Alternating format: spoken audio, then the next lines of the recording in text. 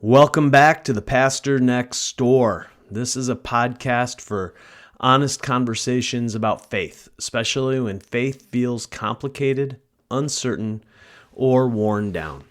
I'm not here to give you easy answers or fix anything. I'm here to sit with you for a bit, maybe ask a few good questions, and make some room for grace and honesty along the way. Wherever you're coming from today, I'm really glad you're here. Now let's get started. Today, I want to talk about attention. Not discipline, not willpower, just attention. Because you see, we live in an age of distraction, and attention is constantly being captured. And what captures us shapes us. So you see, if we are living in this, as we live in this this age of distraction where it is just so easy for our attention to be grabbed by 1,000,001 different things, it becomes very, very difficult for us to focus our attention and to really attend to things that matter. And this is important because we need to understand that spiritual formation really begins with attention. What we repeatedly give our attention to quietly shapes our loves, fears, desires, and faith. And so we need to pay attention. For us to build a resilient faith that is not fragile, we need to give our attention to the good and the beautiful. For what you repeatedly attend to, you eventually become shaped by. So let's think about this reality that we are always being formed. No matter what happens throughout the day, our lives are being formed. Our faith is being formed. Who we are is being formed. Who I was yesterday is not the same person I am today, and who I am today is not the same person I was 10 years ago, thankfully. Right? We are constantly in a state of formation because formation isn't optional. It's not like we can wake up one day and go, "Oh, I don't want to be shaped today. I don't want to be formed today. I don't want to change today. I want to stay stagnant." We can try to stay stagnant, but the reality is that we don't. We never are the same. We are constantly being formed. We are constantly being shaped. The question becomes, what are we being shaped by? Right? What are the factors and the forces in our lives that are forming us spiritually, relationally, emotionally? What are those things? Perhaps they're news cycles. Perhaps, the news is what shapes and forms you. Perhaps you are somebody who is just absolutely locked in on the headlines. You know everything that is going on around you. You know everything that's happening from East Coast to West Coast, from North to South. You know everything that's happening on the other side of the world because you are locked in on the news. So perhaps the news is what forms you. Or maybe we're people who are shaped and formed by outrage, right? We read the things that are on the internet, on social media, and our immediate response is outrage and anger and frustration. And so we get shaped by that. Or perhaps we're shaped by comparison. We look around at our neighbors and we see the things that they have and the lives that they live. And boy, do we want that. Our life in comparison to their lives isn't all that great. And So comparison shapes us. Perhaps we're shaped by fear. We look around and there are those people out there that are different from us, that speak a different language or dress differently or love differently or believe differently, and in that something happens in us, and that creates fear in our souls and in our hearts. And so we get shaped by fear, and we respond to the world with a fearful mindset and a fearful attitude. Or maybe it's just hurry, right? We are somebody who is by and large shaped by hurry, because the world is always in a rush. Things are just constantly in motion. Our lives are utterly filled to the brim, to the point of breaking, because every minute of every day is planned and scheduled, and the to-do list is never ending, and we can never find our way to a place of rest. And so we are in a constant state of hurry and rushing, where we hurry through our days, we hurry through our lives, and that is the thing that ultimately marks us. Now, I'm not trying to lay blame here on any of us. I know in my life I've been marked and shaped and formed by all of these things. And even to this day, I know that I struggle by being shaped with these things still.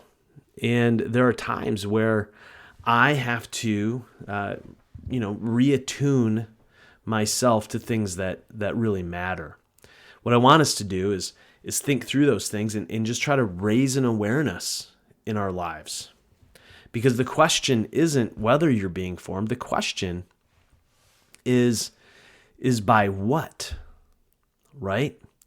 We want to be formed. We want our spiritual formation that lays the groundwork for a resilient faith to be shaped by the good and the beautiful.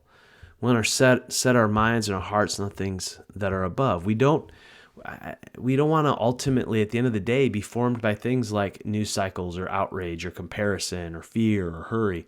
We want to be shaped and formed by love, grace, mercy, joy, peace, patience, kindness, goodness, gentleness, faithfulness, self-control. And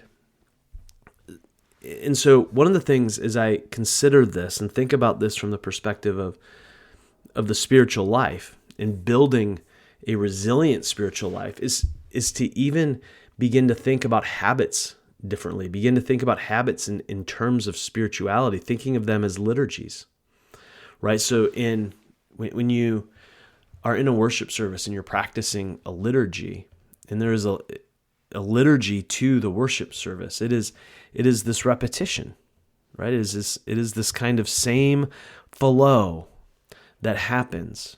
And so we can begin to think about habits as liturgies.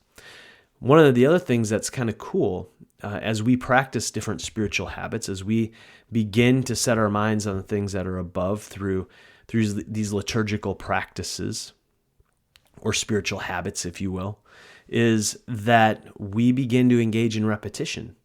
And repetition trains desire. As we do the same things over and over again, something happens in us where we begin to desire those things. Like, for instance, I was never somebody who liked going to the gym. I didn't know how to lift weights. I don't know. Everything about the gym was not something that really interested me. It smells funny. There's a bunch of really intimidating people there. And so it was just, it was something that I kind of knew I probably should do. But it was really hard to break into that habit and develop that habit. But there was a year where I decided that I was going to give myself to the gym. I was I was gonna do it, right? I just kind of had finally come to this decision point of, yeah, I'm gonna start working out. And I know what happened is the more I went to the gym, the more I exercised, the more I lifted weights, the more I desired to lift weights. The more I wanted to lift weights, the more I liked kind of the feeling of my hands and the calluses and I liked the feeling of soreness in my various muscle groups after particular lifts. And I began to kind of chase that. I desired that in a real way. So that's just a good example, I think, of how repetition trains desire. Now, in the scriptures, we get this great little moment from Jesus. I know, shocker, right? That I'm going to talk a little bit about Jesus. But in the midst of the Sermon on the Mount, there's this passage in Matthew chapter 6, verses 19 through 24.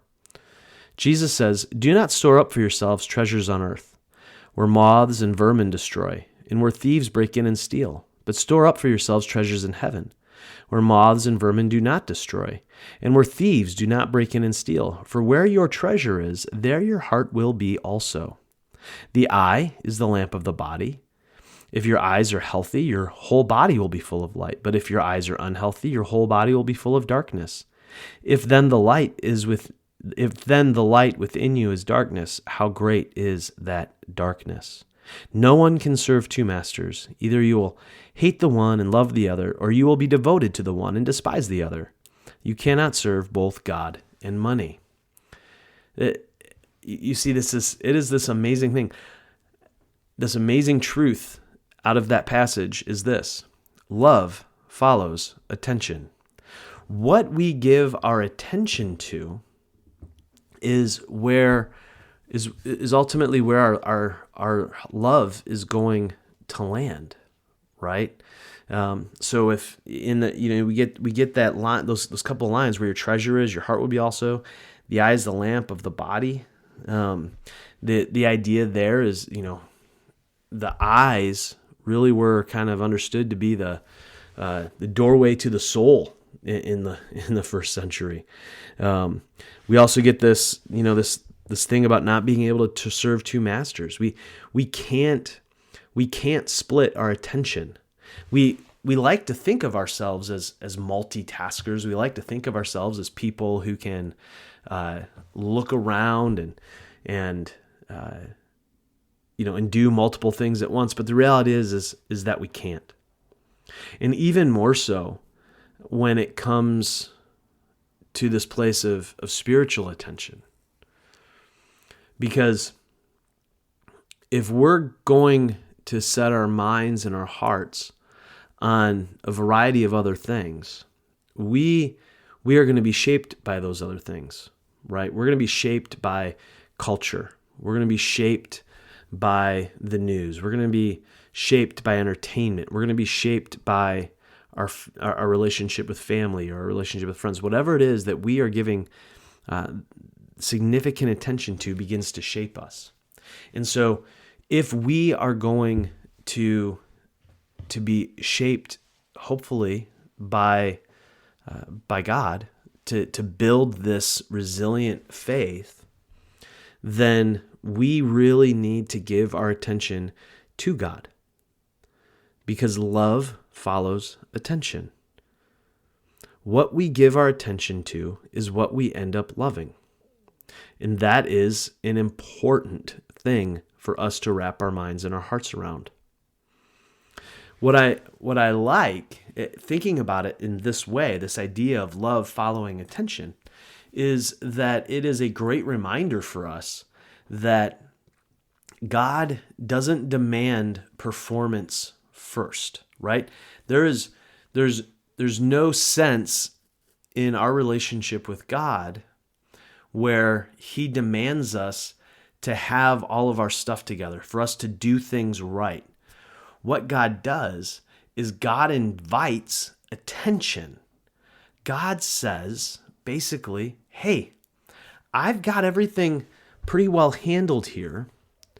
Just, give me just attend to me. Listen to me. Pay attention to what it is that I'm doing in your life. And as we do that, then love grows in us.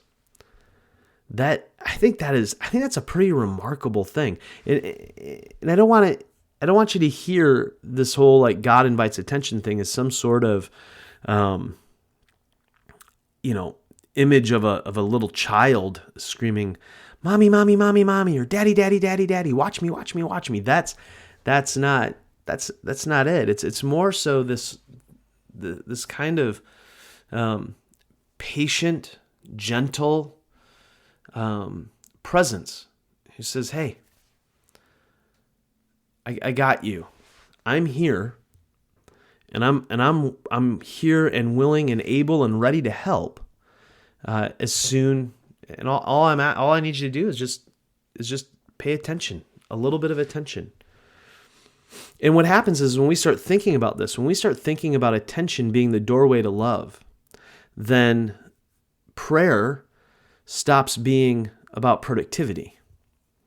Prayer stops being this thing that we do to try to get God to do something. Prayer stops being this thing that's a list of check boxes, right? We're like, okay, I prayed for Bill, and I prayed for Sam, and I prayed for Sue, and I prayed for Jerry, and I prayed, and we just kind of walk through this list, and we go, all right, did it, checked it off, great.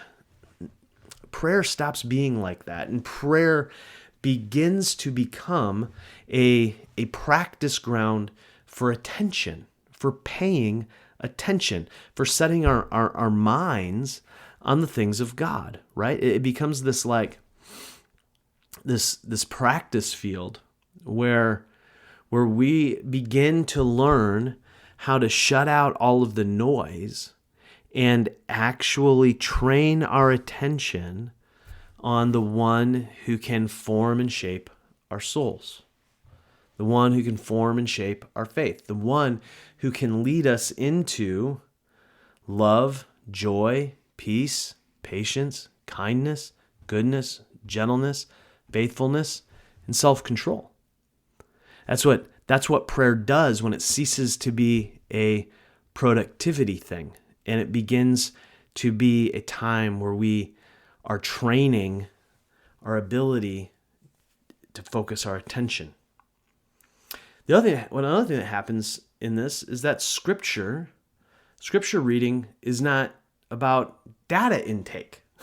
It's not, so many of us read the scriptures as just a means to get data about God.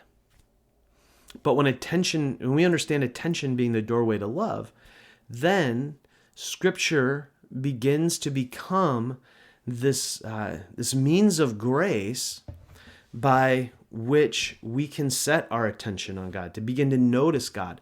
We start reading the stories of other people, and we get to see how God worked in their lives.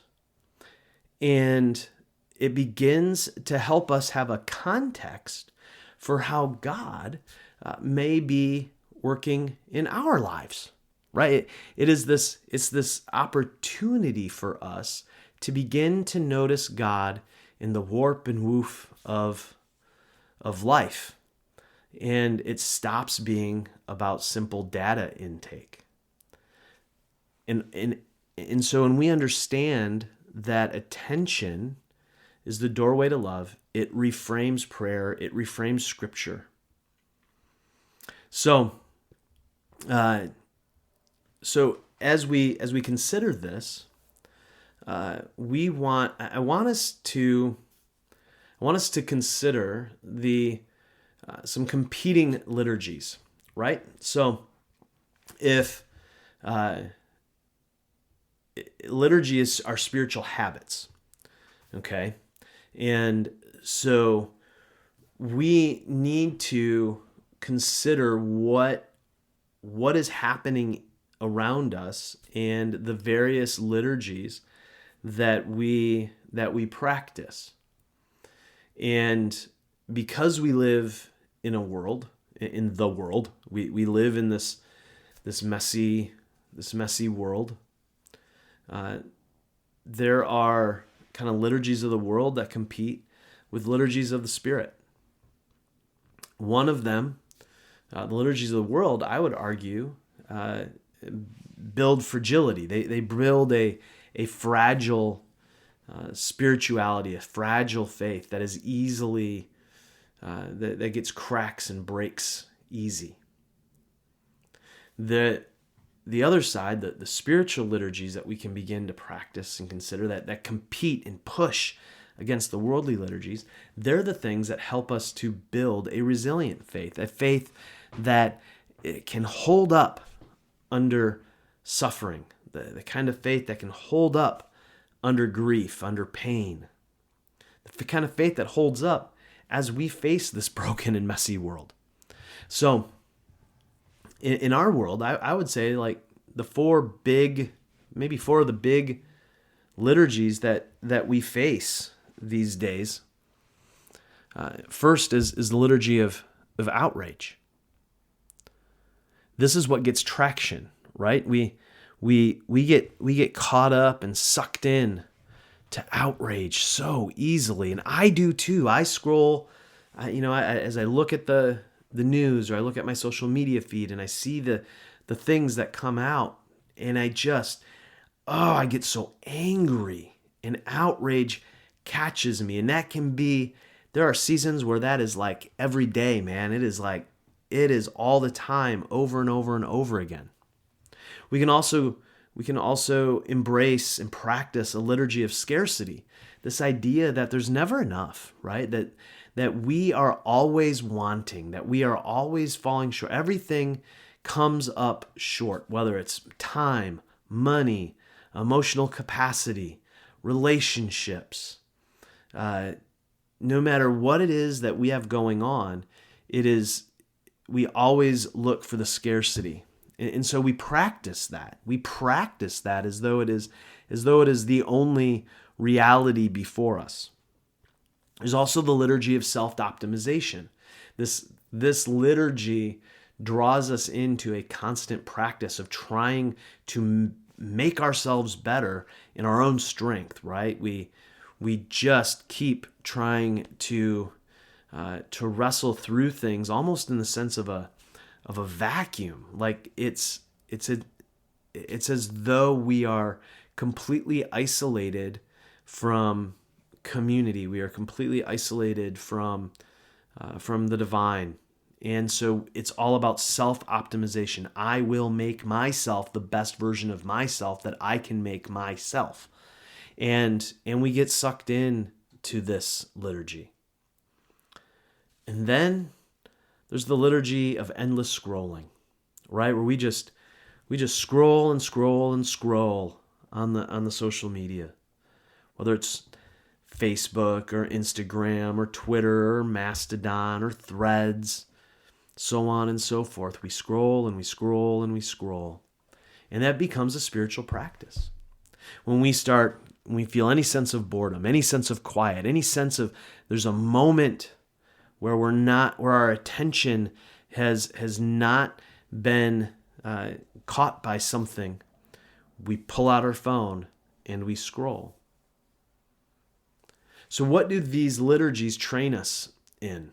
Well, they train us in anxiety, right? Like that's the first thing. If we are constantly in a state of outrage, if we are constantly in a state of feeling like scarcity, if we're constantly feeling like we're not good enough and we have to make ourselves better, if we're constantly scrolling, those things throw at us or build into us a sense of anxiety, because we're just always left in a place of either outrage or scarcity or shame. It also trains us in comparison. I mean, this especially when we're constantly scrolling, we are constantly seeing other people's lives, and it turns out that what people post online are the good things. They don't post the hard things. They don't post the bad things. They don't post the difficult things. They don't post the suffering. They don't post the grief. They post, all of the good, when the hair is perfect and the outfit is perfect and the scene is perfect. And so we get caught up in comparison where we never feel like we're good enough. And these things also, these 4 liturgies train us in impatience. We think that we have to accomplish the thing right here, right now. We always feel like we're behind. We always feel like somebody is far further along than us, and we are somehow falling short. And so we become very, very impatient. And another way of understanding what patience is long suffering. And so if we become impatient, then what we're constantly trying to do is short circuit those seasons of life that are hard. As opposed to persevering through them, we try to escape from them. And that's what impatience begins to do to us. So that is contrasted with the liturgy of faith, the liturgy of setting our attention on Christ. So, and we're going to get to some specific training practices here in a moment, but just in general, when we focus our attention on Christ, what does that train us? How do spiritual liturgies, spiritual habits begin to train us as we set our attention on Christ, as we give light to our eyes?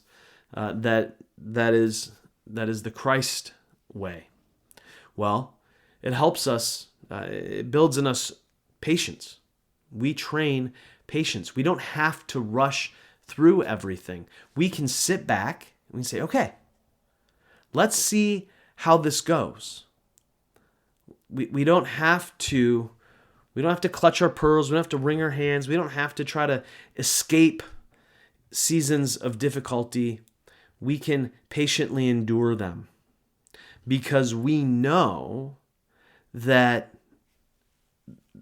Christ is faithful. We know that God is faithful. We know that grace is abundant. We know that mercy is abundant.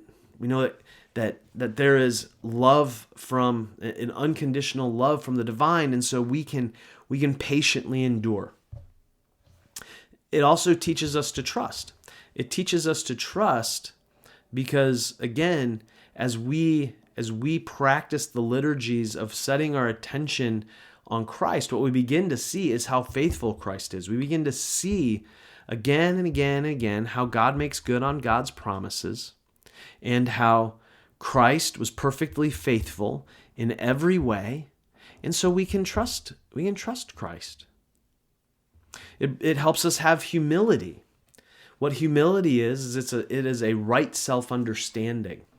And so as we set our attention on Christ, then what happens is we realize we don't have to practice self-optimization. We don't have to focus our attention on ourselves. We begin to develop a right understanding of ourselves. And so we see ourselves in the both and. We see that, hey, we do some things really, really well, and we can celebrate that.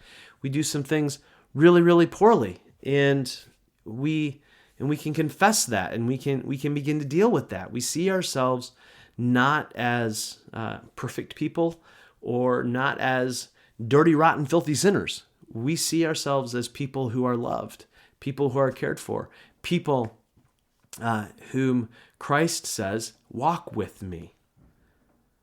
Walk with me and set your attention on the things that are above. And then the other thing that it does is it gives us hope.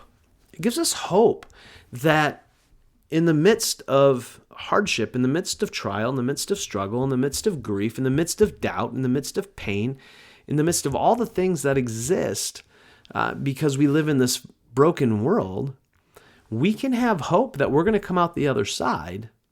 And that hope is what, again, it's what helps us persevere. It kind of flips us right back around to the patience thing. Because we have hope, we can have patience. Because we have patience, we can trust. Because we trust, we have humility. And then from this humility, we begin to see a hope that is very real.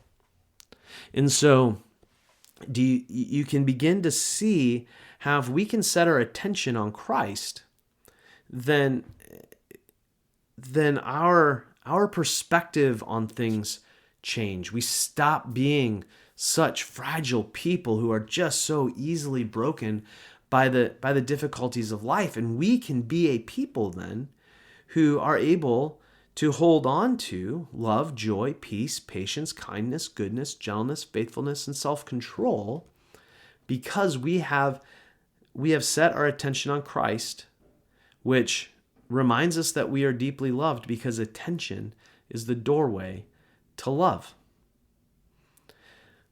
So here are some things that I would love for you to experiment with. Some things just to try. Some simple, easy in the sense that they're easy to say, spiritual liturgies. All right, some spiritual habits. First habit. Start your day without looking at your phone for 5 minutes. I know most of us have our phone set to be the alarm clock. So what I'm saying is, your alarm goes off, you turn it off, turn off your alarm, leave your phone on your charger, don't look at it. Go brush your teeth, put on your robe, whatever it is, go make your coffee, maybe even try to drink a whole cup of coffee before you look at your phone. Just see what happens. Just see what happens. Right? What's the worst that can happen? You miss a Facebook message from somebody from 11 o'clock at night or midnight or 2 o'clock in the morning when they should have been asleep anyway. I mean, give it a go. See what happens if you can start your day without your phone for 5 minutes. Just try to pay attention in that 5 minutes and see what you notice.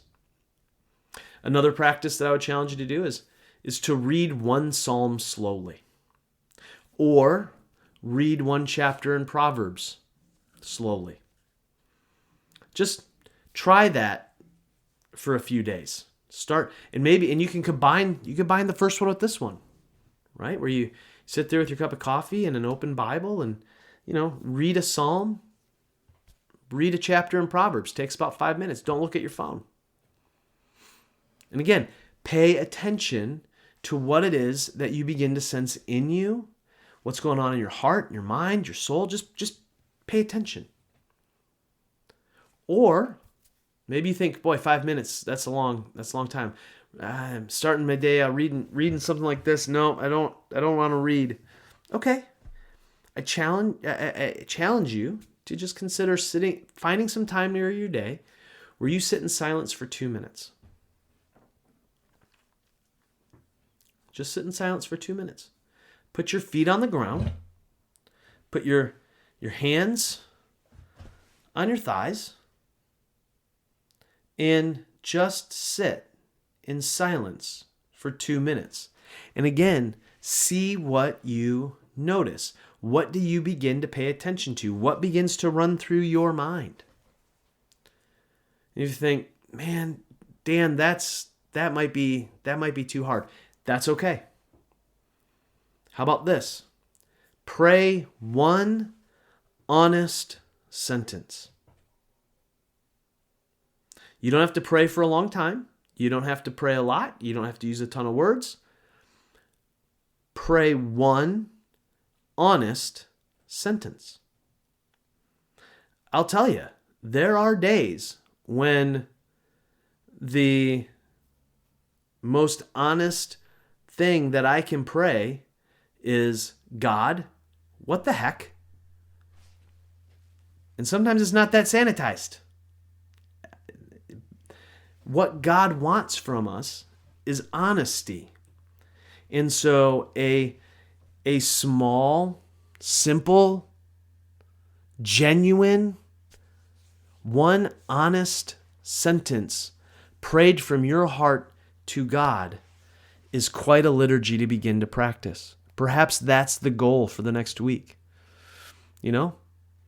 So maybe try one, maybe try two. Maybe you're someone who's going to try to go all in and try all four of those. But here's the thing. They're not heroic. These are not impressive. Small is faithful. That's what we want to do here. We want to begin to build some faithful habits, some faithful spiritual habits, some faithful personal liturgies that we practice that help us to get our attention off ourselves, off the world, and onto God. Because attention is the doorway to love.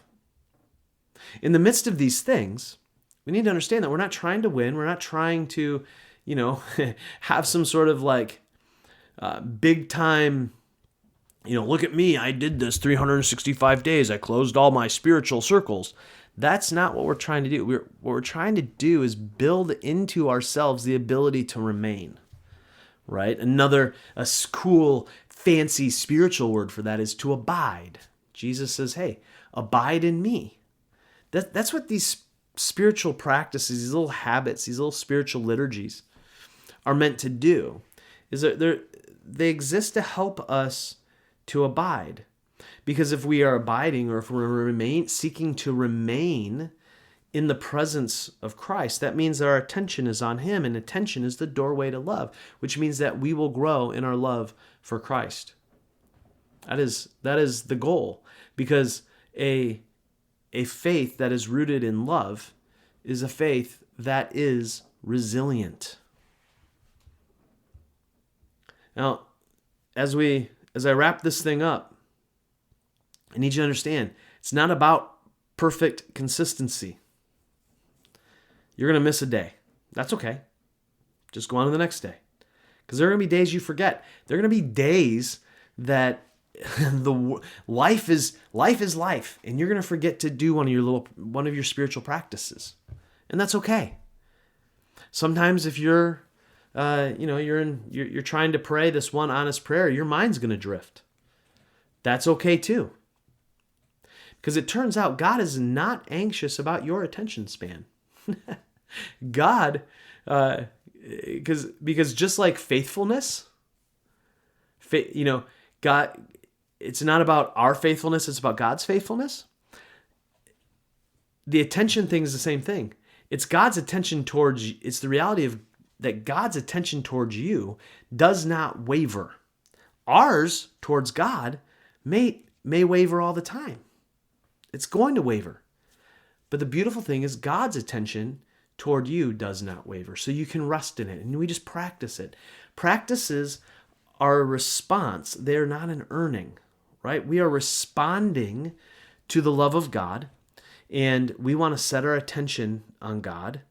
We're not trying to earn the love of God. We want to notice it and see it and pay attention to it. So as I wrap up, I want you to notice something this week. That's it. That is the goal. Just notice something this week. Notice what captures your attention. Notice what leaves you anxious.